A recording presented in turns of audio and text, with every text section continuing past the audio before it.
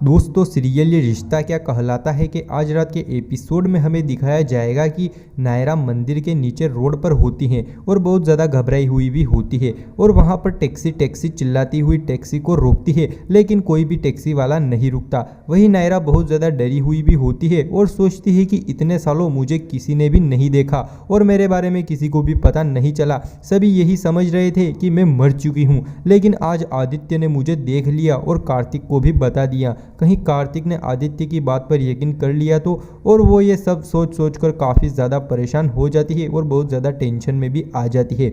वही नायरा जहाँ पर होती है वहीं आदित्य भी होता है। वो नायरा को वहाँ पर देख लेता है, लेकिन नायरा उसे नहीं देख पाती और वो नायरा को वहाँ पर देखकर एकदम से दुकान के पीछे छिप जाता है। और आदित्य मन ही मन में सोचता है कि कार्तिक ने मेरी बात पर यकीन नहीं किया था, लेकिन आज मैं उसको सबूत दिखाऊंगा। और वो अपनी जेब से फ़ोन निकालता है और नायरा का वीडियो बनाने लगता है। लेकिन दोस्तों नायरा ने अपना मुंह ढका हुआ होता है। नायरा टैक्सी को रोकने के लिए आगे जाने लगती है तो आदित्य भी छिप कर उसके पीछे पीछे जाने लगता है। नायरा को शक होता है कि उसका कोई पीछा कर रहा है और वो एकदम से पीछे पलटती है। इतने में आदित्य दुकान के नीचे बैठ जाता है, जिससे नायरा उसे नहीं देख पाती। वही नायरा सोचती है कि मुझे ऐसा क्यों लग रहा है कि जैसे कोई मेरा पीछा कर रहा है, और वह सोचती है कि कहीं कार्तिक तो नहीं। फिर सोचती है कि कार्तिक ने तो आदित्य की बात पर यकीन किया ही नहीं होगा, वो नहीं हो सकता। और फिर सोचती है कि आदित्य हो सकता है और मन ही मन में कहती है कि मुझे अब और संभल कर रहना होगा, और वो अपना मुंह पूरा ढक लेती है। फिर नायरा आगे भागने लगती है। वहीं आदित्य मन में सोचता है कि अब तो तुम्हें मेरी बात पर यकीन करना ही होगा कार्तिक, कि नायरा जिंदा है, और तुम यकीन क्यों नहीं करोगे, मैं तुम्हें सबूत जो दिखाऊंगा। और वो ये सोचकर मन ही मन में खुश हो जाता है। उधर दूसरी ओर कार्तिक और वेदिका की मेहंदी सेरेमनी होती है तो सभी उसकी तैयारियां कर रहे होते हैं। सुहासिनी जी बहुत ज़्यादा परेशान और कहती हैं कि कोई भी काम पूरा नहीं हुआ है अभी तक, और कहती हैं कि कोई कुछ कर क्यों नहीं रहा। तो मनीष सुहासिनी जी से शांत रहने के लिए कहता है और कहता है कि माँ आप इतनी चिंता क्यों कर रही हो, सब ठीक हो जाएगा, आप टेंशन मत लो। तो सुहासिनी जी कहती हैं कि चिंता क्यों ना करूं, आखिर हमारे किट्टू की शादी है, कोई ऐसी वैसी शादी नहीं है। और कहती हैं कि अगर कोई कमी रह गई शादी में ना तो हम उसको बख्शेंगे नहीं। उधर नायरा को एक टैक्सी मिल जाती है और वो रुक भी जाती है और उसमें जाने के लिए रिक्वेस्ट करती है। तो टैक्सी वाला कहता है कि ठीक है मैम, आप अंदर बैठिए।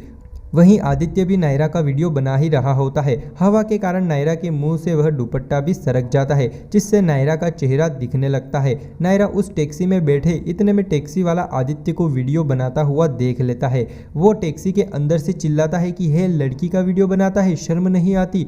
वो टैक्सी से निकलकर आदित्य की तरफ भागने लगता है। इतने में आदित्य वहां से भाग जाता है। वो टैक्सी वाला भी उसके पीछे पीछे भागने लगता है। वहीं नायरा को पता चल जाता है कि आदित्य उसका वीडियो बना रहा था और उसने वीडियो भी बना लिया है, तो वो भी आदित्य को रोकने के लिए उसके पीछे पीछे भागने लगती है। और वह भागते हुए आदित्य से कहती है कि आदित्य प्लीज़ रुक जाओ, ऐसा मत करो। तो आदित्य कहता है कि नहीं, मैं नहीं रुकूंगा, और वो बहुत तेज़ भागने लगता है। उधर दूसरी ओर वेदिका भगवान से प्रार्थना करती है कि आपने हमारे रिश्ते को यहाँ तक पहुँचाया है और आगे भी आप ही राह दिखाना, और कहती है कि मैं अपनी तरफ से पूरी कोशिश करूँगी कि कार्तिक को खुश रखूँ। वहीं दूसरी ओर कार्तिक भी भगवान से प्रार्थना करता होता है और मन में सोचता है कि आदित्य ऐसा क्यों बोल रहा है कि नायरा जिंदा है। वह सोचता है कि आज पहली बार मुझे ऐसा लग रहा है कि आदित्य झूठ नहीं बोल रहा है, लेकिन ऐसा कैसे हो सकता है, नायरा जिंदा कैसे हो सकती हैं। और भगवान से कहता है कि मैं बहुत परेशान हूँ कृष्णा जी, जो भी है सच सच बता दीजिए।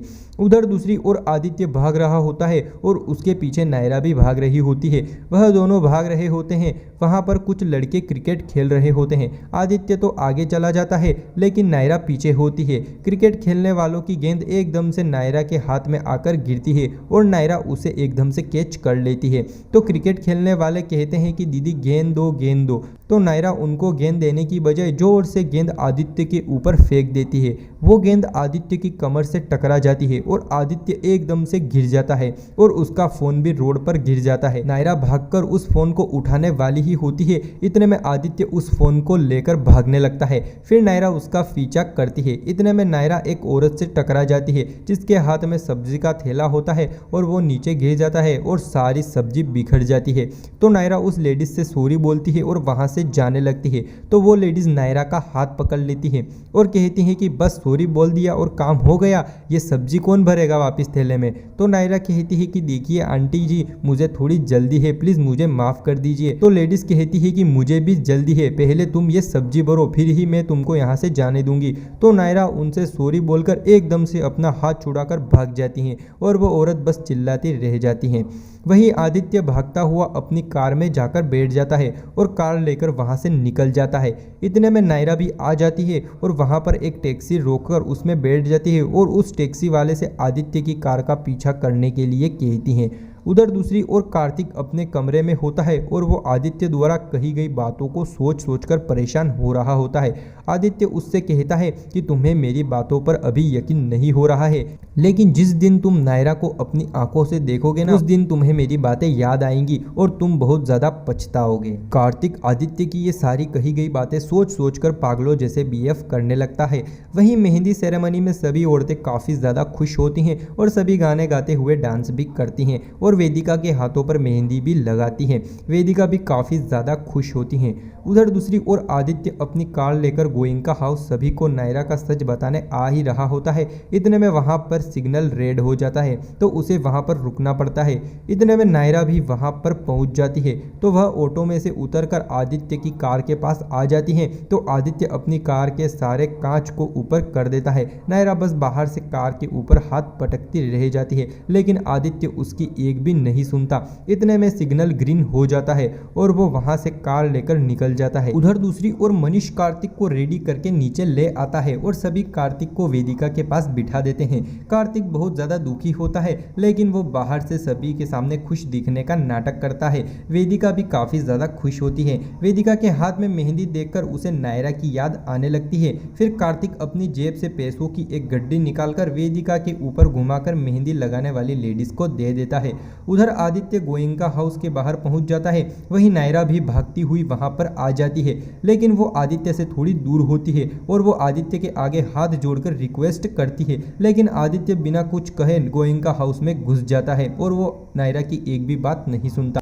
अंदर सभी डांस कर रहे होते हैं और काफी ज्यादा एंजॉय कर रहे होते हैं। इतने में आदित्य आकर जोर से चिल्लाता हुआ कहता है कि कार्तिक।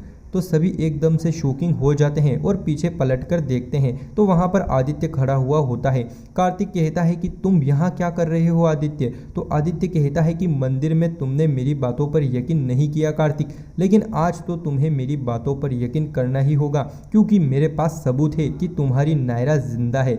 सभी आदित्य की ये बात सुनकर एकदम से आश्चर्यचकित हो जाते हैं, क्योंकि आदित्य सिर्फ कार्तिक से ही मिला था और उसने कार्तिक को ही बताया था कि नायरा जिंदा है। आदित्य की ये बात सुनकर सुहासिनी जी, भाभी माँ, नक्श और सभी परिवार वालों के तो तोते ही उड़ जाते हैं। फिर कार्तिक आदित्य के पास आता है और आदित्य से कहता है कि सबूत, कौन सा सबूत है तुम्हारे पास। तो आदित्य अपना फोन कार्तिक को देता है और कहता है कि ये सबूत देखो और तुम्हें तब यकीन होगा कि मैं ना ही झूठ बोल रहा था और ना ही इसमें मेरी कोई चाल थी।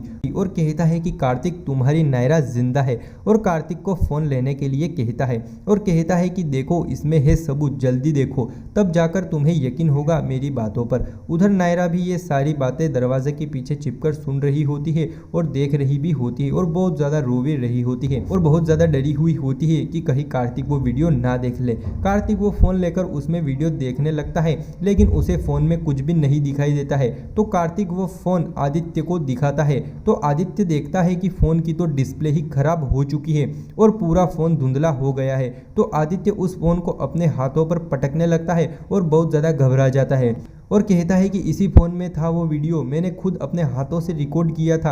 और कहता है कि कार्तिक नायरा भी जानती है कि मैंने उसे देखा था और वह मेरे पीछे पीछे भाग रही थी और इसी चक्कर में फ़ोन और मैं दोनों नीचे गिर गए थे, जिससे फ़ोन की डिस्प्ले चली गई होगी।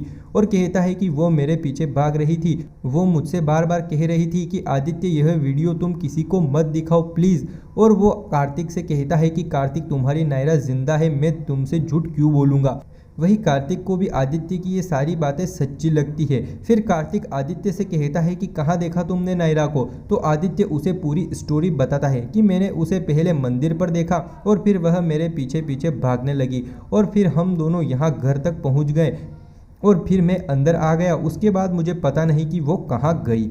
तो मनीष कहता है कि अगर वो सचमुच में जिंदा है तो फिर हम सबसे छुप क्यों रही है। तो आदित्य कहता है कि वो नहीं चाहती कि आप सबको पता चले कि मैं जिंदा हूँ। वो ये सब कह ही रहा होता है, इतने में नक्श आकर उसके मुंह पर एक जोर से तमाचा मारता है जिससे आदित्य नीचे गिर जाता है और उसका फोन भी पूरा बिखर जाता है। नक्श बहुत ज्यादा गुस्से में होता है क्योंकि वो उसकी बहन के बारे में ये सब बोलता है जो नक्श बर्दाश्त नहीं कर पाता।